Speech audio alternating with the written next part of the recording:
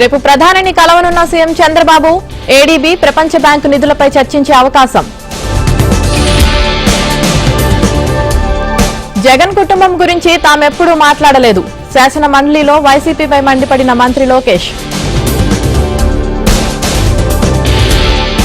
Aqua palm oil రంగాన్ని YCP నిర్వీర్యం చేసింది. శాసన మండలిలో బొత్సపై మండిపడ్డ మంత్రి పయ్యావుల. ఫోన్ ట్యాపింగ్ కేసులో ఎంక్వైరీకి మాజీ ఎమ్మెల్యే లింగయ్యను విచారించిన జూబ్లీహిల్స్ ఏసీపీ. లగచర్ల ఘటనలో కొనసాగుతున్న దర్యాప్తు. పరిగి పోలీస్ స్టేషన్లో అదనపు డీజీ ఐజీ. లగచర్ల ఘటనలో కేటీఆర్ హస్తముంది. కఠినంగా శిక్షించాలని కోరిన కాంగ్రెస్ ఎమ్మెల్యేలు. చర్లపల్లి జైల్లో నరేందర్ రెడ్డిని కలిసిన హరీష్. ప్రభుత్వంపై పోరాటాలు కొనసాగిస్తామని హెచ్చరిక.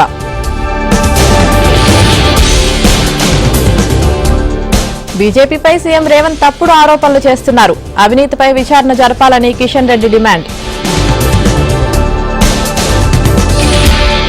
కాసేపట్లో ఉపసభాపతిగా బాధ్యతలు స్వీకరించనున్న రఘురామ. ఏర్పాట్లు పూర్తి చేసిన అసెంబ్లీ అధికారులు. జగన్ను ఓడించేందుకే ప్రజలు కూటమికి ఓట్లేశారు. 11 సీట్లు వచ్చినా అసెంబ్లీకి ఎందుకు వెళ్లడం లేదని షర్మిల ప్రశ్న. మంత్రి నారా లోకేష్ కు నటి శ్రీరెడ్డి లేఖ. తనను క్షమించాలంటూ ఎక్స్లో ట్వీట్.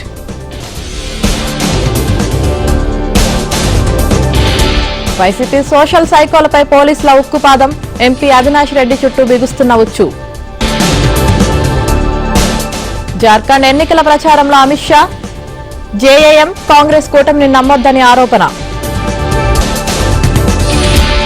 నటి కస్తూరికి మద్రాస్ హైకోర్టులో చుక్కెదురు. ముందస్తు బెయిల్ తిరస్కరించిన ధర్మాసనం.